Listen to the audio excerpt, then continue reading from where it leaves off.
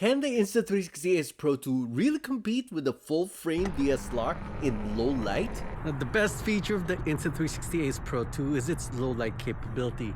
So I want to compare it to other cameras, but I don't want to just compare it to a GoPro Hero 13 or a DJI Action 5.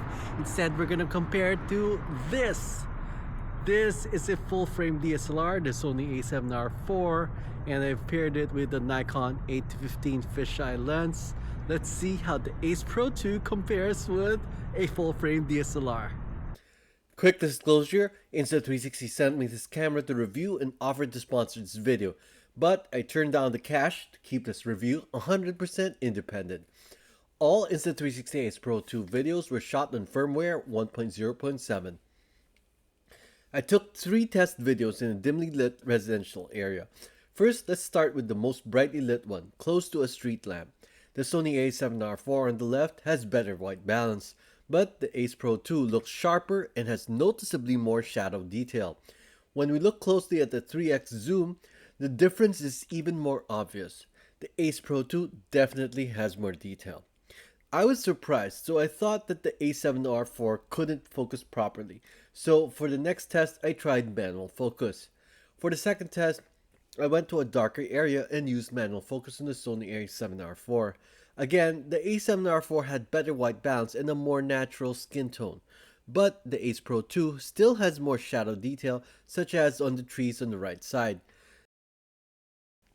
As for detail, at close-up they look similar, but because I focused closer on the a7R IV, the house looks more detailed on the Ace Pro 2. Now for the third test, I went to a dark area with no street lamps. Note that the house behind me turned off their display when I shot with the Sony a7R IV, but we can still look at the detail on my face. Both cameras struggled to show any detail on my face, but the Ace Pro 2 has better shadow detail. So, which one do you like better in low light? Let me know in the comments. Now besides low light performance, the Ace Pro 2's overall video quality looks pretty good to me. The colors look accurate, and if you like active HDR, it looks more natural than ever before. But I haven't had time to compare it side by side against the Hero 13 and Action 5 yet, because the latest firmware was released only on Saturday.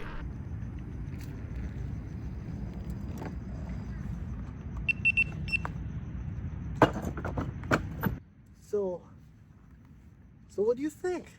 Were you surprised with the results? I know I was. Now, I'm not saying that the Ace Pro 2 is a substitute for a DSLR. That would be crazy because they have two very different purposes. Rather, I just wanted to give you a perspective on just how good the low light performance is for an Ace Pro 2. Like, I mean, if you told me a few years ago that an action cam would have similar low light performance as a full frame DSLR, I thought it would be crazy. And yet here we are. I mean, it's not just comparable, I mean, it's arguably even better. What do you think? Let me know in the comments. I'll see you in 360.